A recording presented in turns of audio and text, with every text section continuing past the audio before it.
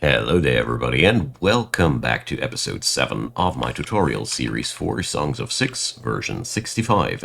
And we're going to go today over farming a little bit more and the clothing and textile industry. These are the big things that I want to get done for today. So I want to talk a little bit about farming, as I'm very unhappy with these farms here. They are very inefficient. I mostly put them up for the sake of tutorial, and in all honesty, I would recommend stalling farming until your city is a little bit established. Early on, it's much easier to get yourself food via foraging and hunting and pasturing and all these things. And farming does require a lot of people, but the Craytonians are extremely good at this. So it is a viable early game path still, but not with these piddly little farms that we did there. So what we're going to do is the first thing today, we're going to establish these big farms, like the grain farm, just for vegetable and fruit, as we just need more food. And today I want to talk a little bit more about the fertility system and all the things that this means. As you see there, we have the bright spots as being the most fertile spots. And you might already have noticed that there is a correlation between forests, water, and fertility. So basically, water makes fertility, and forests love to sit on top of the very fertile soil, as they are kind of like, I don't know, supposedly generating the fertile soil, whatever. That means you always have to choose if you use your forests for agriculture or for, well, wood cutting. You cannot have both in these areas. Therefore, it's a little bit of a decision to make. We will here in this playthrough take the forests of this area as our wood chopping grounds, and the rest of the map for now we're going to use it for farming. But I will use this area here as my center of farming. So we're going to work out with that. We are also going to grow the cotton for our city ourselves for the fabric industry, as I think that when you're playing Craytonian, it is really a missed opportunity if you don't slam tons of farms on your cities, as these guys are just so good at farming that I think it is a crime not to make them farm. So here we have now, this is nonsense. So we crop this out. We don't want our farm inside of the mountain. That is just something that obviously the game thinks it can do and should do. We need to tell the game that we don't want that. Here will something interesting happen that I'm going to show you. Just want to crop out a couple of these. I can almost take that. And now we can expand again, as you see there.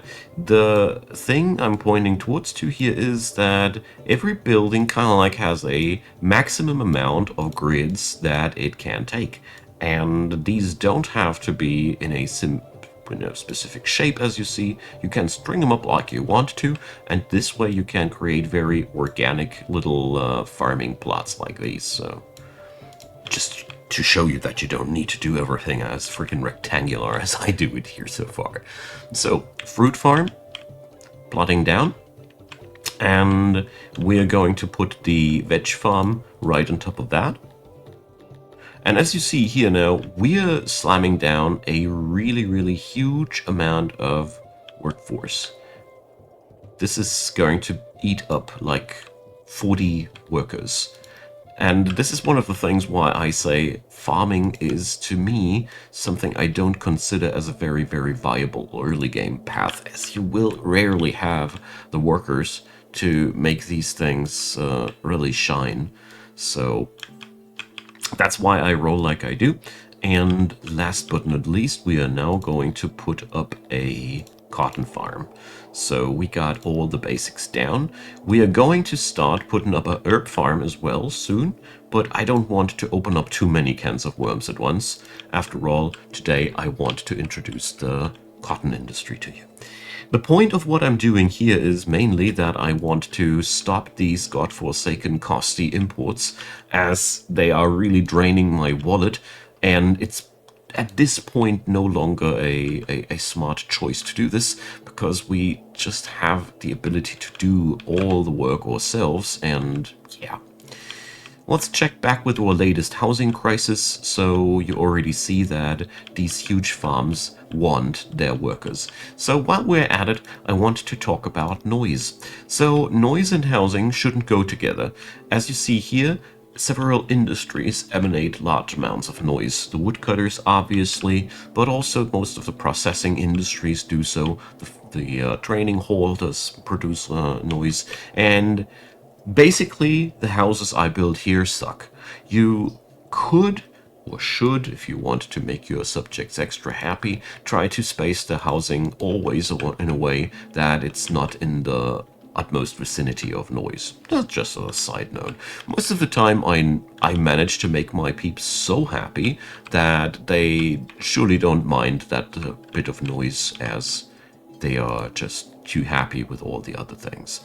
I also want to point quickly towards the booze industry from last time. Somebody is starving? Did somebody lock himself in somewhere again?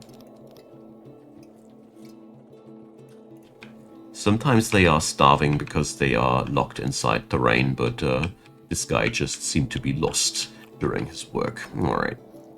I've had it a few times that people are kind of like killed themselves during the building duty. So whenever you see somebody starving somewhere, please check it out. Sometimes they just manage to buck themselves into doom, and they need to be rescued from themselves. While our farms are building, I want to point here also towards the training grounds. By now we have 49 soldiers, and the raid chance dropped from 6% yearly to a piddly 0.9% yearly. So just with a really tiny training ground and 3 recruits at a time, we were able to reduce the raiding risk that much. Just wanted to give you a bit of a feedback if you were with me in the previous episodes when we set that up, as it took a damn long time for this to develop. But the amount of recruits you define here mostly defines the speed at which your people develop their army, but they train and they are ready, and you don't need to put them all together at once. So currently we see also here that our drink stockpiles are never filling. This is a foolproof sign that our city needs more drink. If you have your city running on auto-employ though, you don't need to worry too much about it, as the game will constantly start getting yourself more produced of that as the need rises.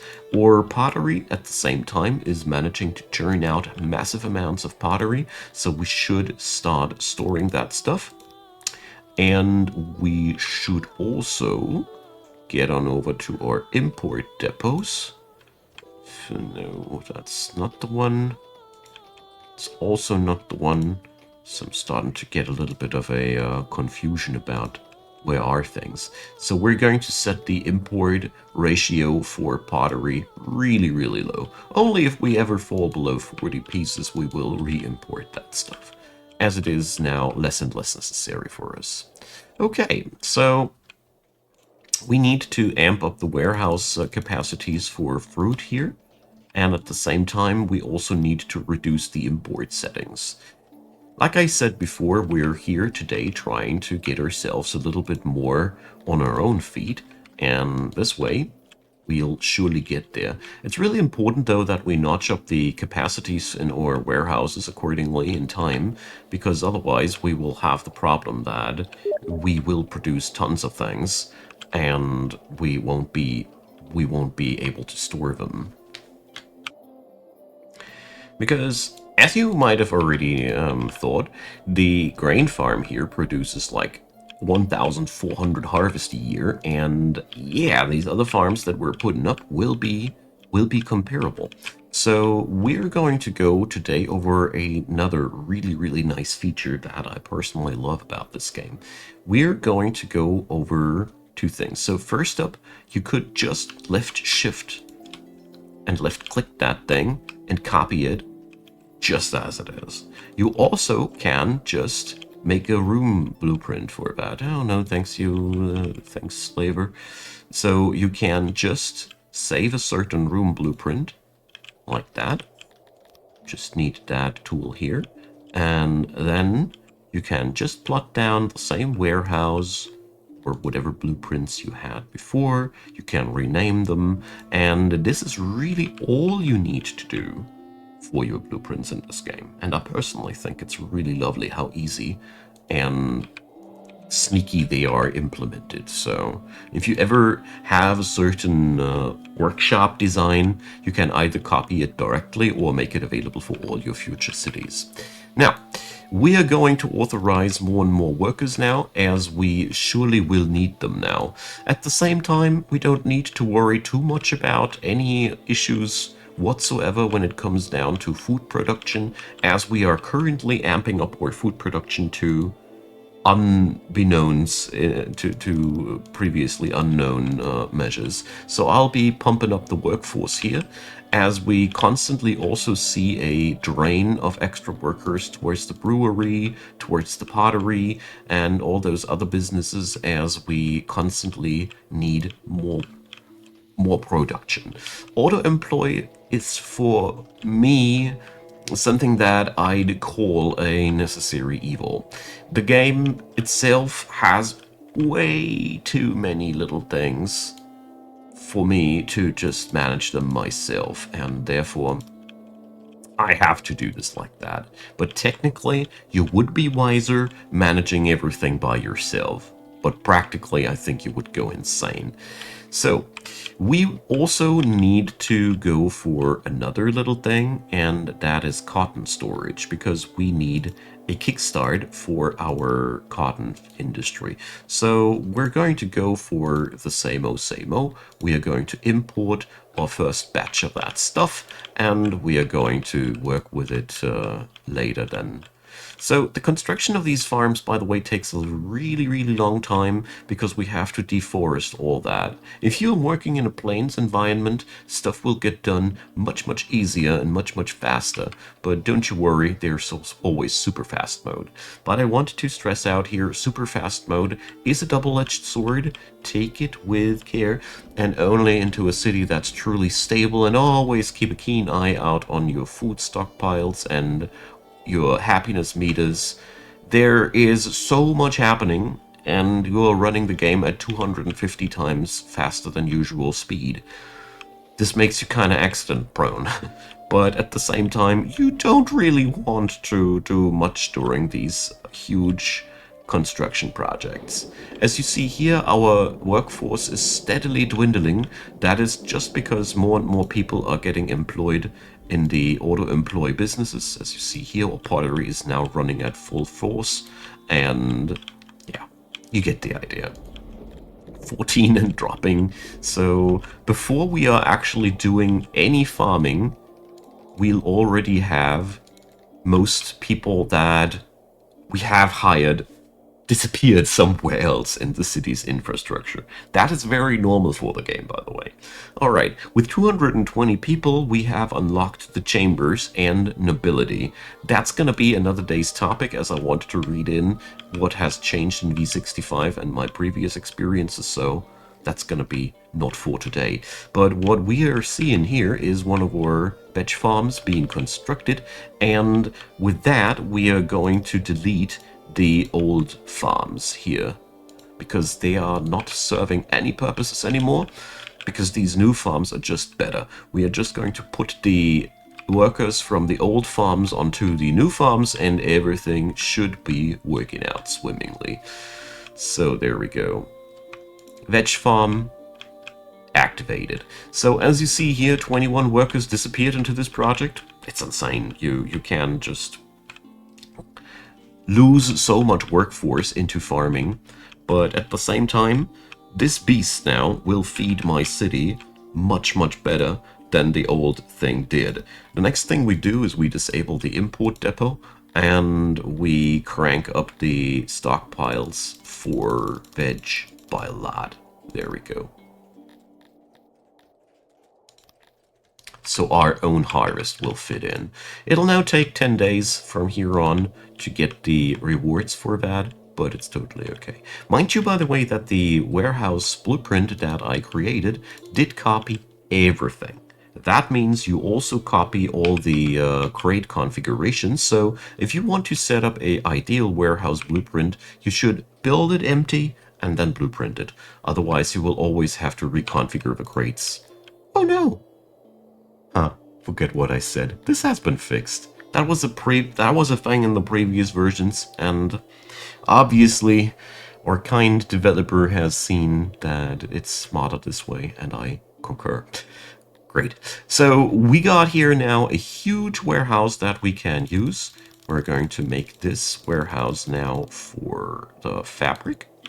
And as we have more than enough cotton now on the stockpiles, we are stopping the imports. It's not as if the imports would really break our bones here in any way, in an economic sense.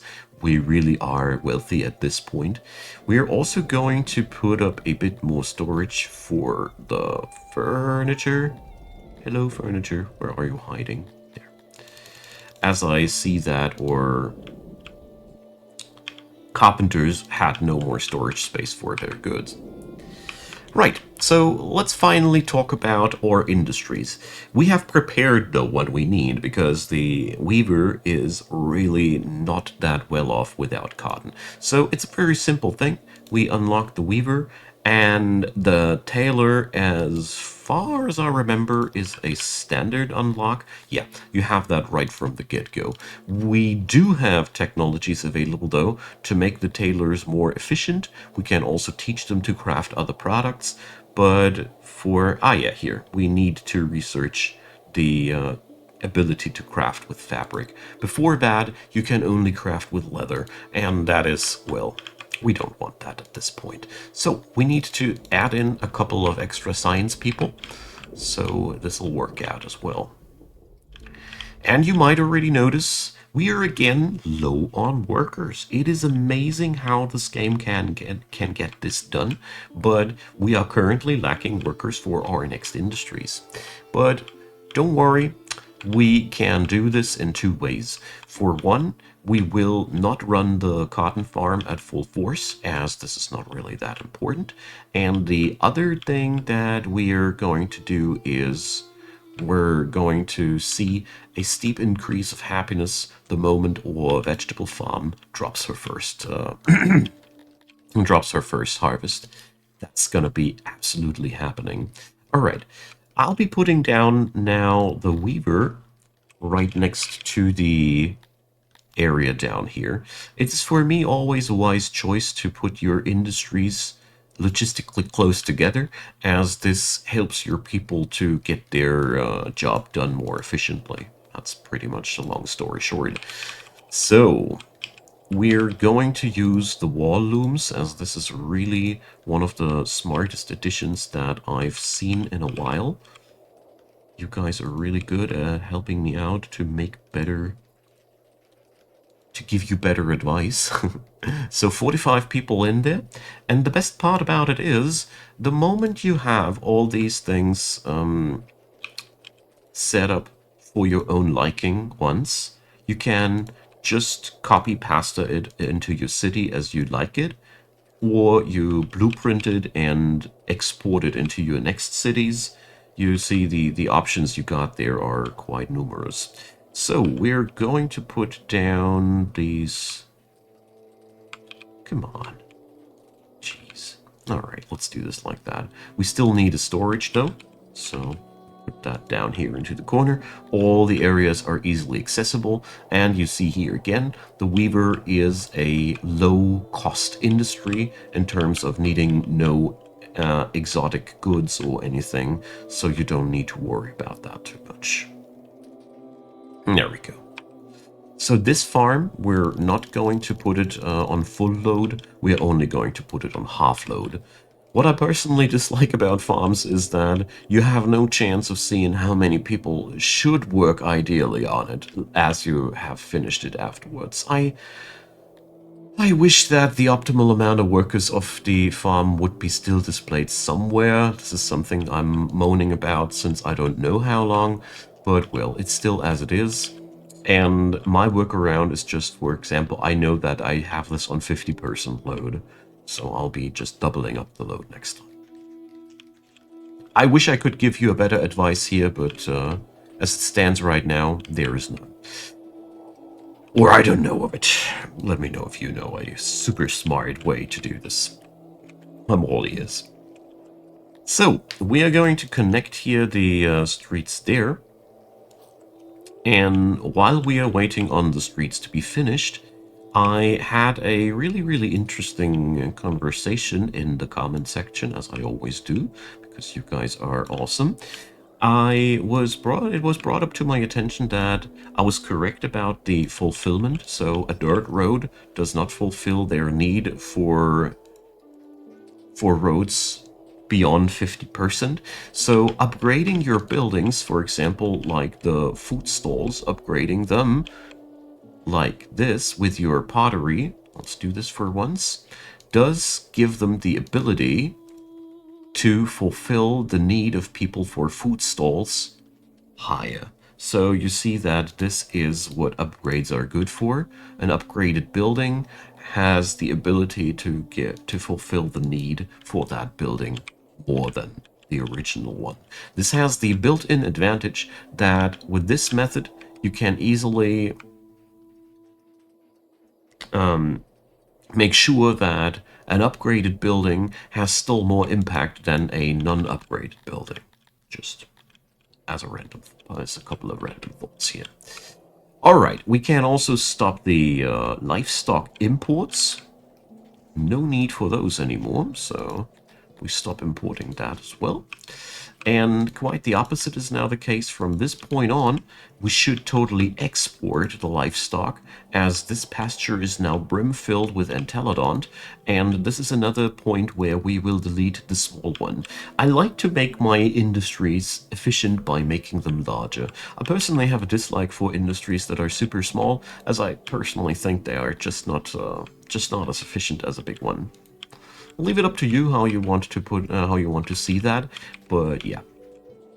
With the investment of workers here, though, we are now at a point where we might have not many odd jobbers left, but as soon as these farms kick out their first harvests, we will have two things happening. For one, everybody will have enough food for, I don't know, and the other thing is we will see a nice spike of happiness as the food preference thingy will go up and the food days thingy will go up as well. We can increase the happiness of food even further by bringing in food rations as well. So we can store more food, and then we can also allow them to eat more food, but that's a topic for a different episode. I just wanted to mention that I have it on my radar. Alright. So, still waiting for the weaver to be finished. And this is a really powerful spot where we are at now. We got so much harvest to be expected, and let's see. Let's make sure that we really have enough storage capacity for that stuff. Because I know how things work in this game. You can get a lot of harvest at once. So I'm starting to auto-employ people for the warehouse here too, because I think that's a smart thing to do. Alright. I haven't built a tailor yet, I'm fully aware of that, but I don't want to overburden my people with putting up too many tasks at once. We also should make sure that we have storage for textiles, of course. That would be really tragic if we'd be producing that and not be able to store it. So we're going to put this on auto-employment, and we're exporting like... Exactly. So we'll be exporting pretty much all of our excess livestock. That's why I love pastures so much.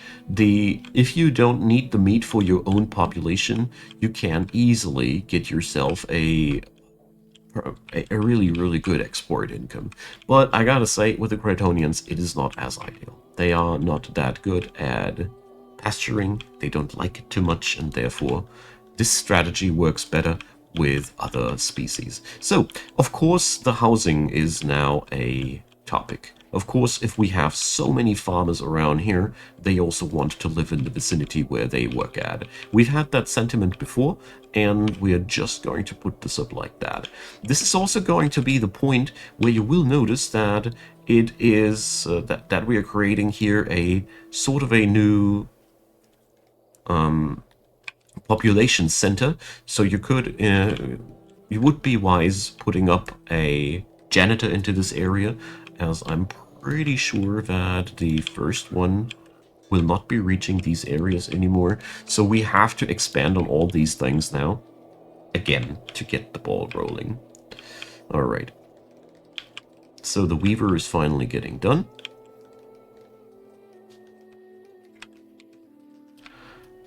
The veg harvest is in. And it's just a piddly 220 this year, but that's mostly because we have not started in a good amount, in a good time. So for example, this fruit farm here is yielding some income, but we will have to wait for next year. I'm pretty sure that these numbers will be much higher next year. Alright, the weaver is fully employed, which is totally nonsense. We don't want that. So we don't put this on auto-employ either. And here we go. We're still at -1 workers. That's really interesting. I wonder which industry has eaten all my workers again. Let's check back with it. The bakery is very busy. The brewery is very busy. So by now, all these industries are working on full force. So we're tuning back that a little bit. There we go. So the best thing that we can do now is that we let the time pass a little bit forward, but the fabric that we're producing, be it as little as it is already very, very useful for us. So I don't know which industry keeps eating my workers. That is the silent curse of the auto-employment. But we can now easily just get ourselves a little bit of extra happiness by providing basic services like well here. I bet a speaker would be not hurting here either, but we're going to put up a hearth here as well. Just the very basics. So growth, as you see, of your city can slow down at times. And that's pretty normal. Alright. Let's see how much harvest they'll get in on this big farm. And as you see here, again, happiness goes up as the provision of services goes up. It's small things can have a huge impact, and therefore we really shouldn't sleep on these. So next step, we're putting up the tailor, and at this point, well, this is just another small industry that we're going to put up. Here, I'm going to work with a rather small workshop, so I'll be working here with workshops that don't use up too much material. As you see there, these guys are using furniture. And everything that uses furniture is always a little bit more demanding, so we're trying to keep these demands as low as possible. And put this down like that. So there's still 18 people capable of working in here, which is way more than we currently can provide. And we will now, of course, unlock the fabric production.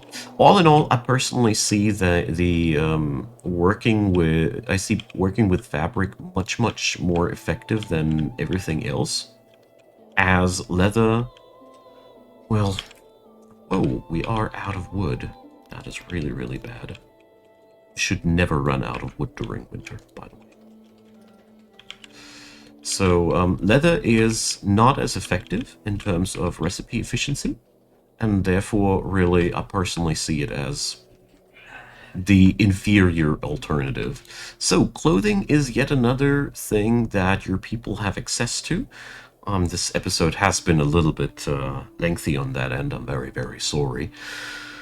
Clothing is assigned 2 pieces per subject, and the more clothing you got, the more clothing you can assign to your people.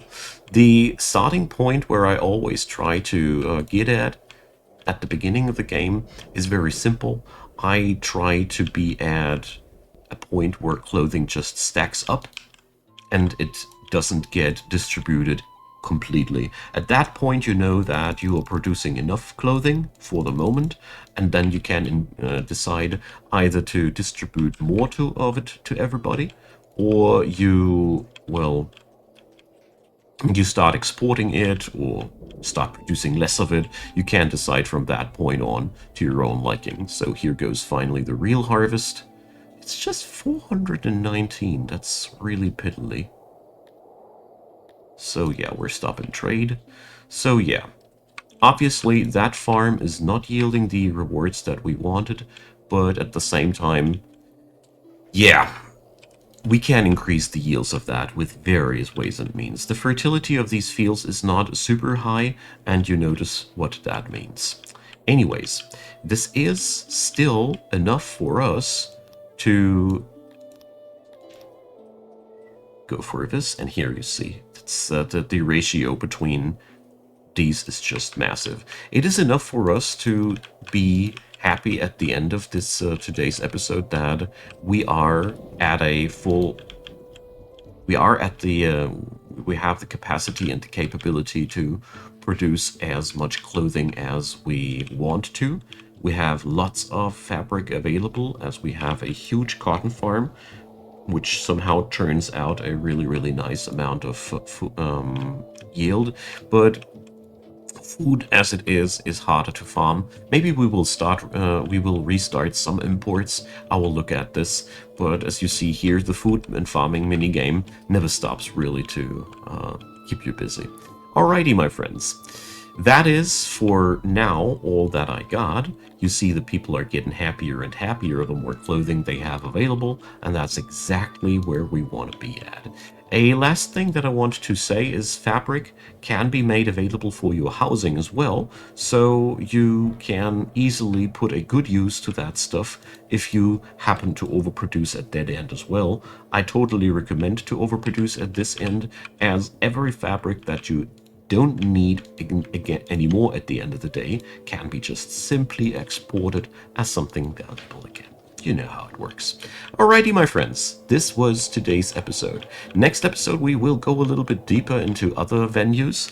I think it is about time to think about getting ourselves past the, I'd call it Bronze Age, and go into the Iron Age and the more high-tech things that we can do, and I'm really very much looking forward to that. Maybe we will also need a city optimization episode in between, as our citizenship is growing and growing, and one of the worst things that you can do is not to take breaks in between and check back if they have everything they need.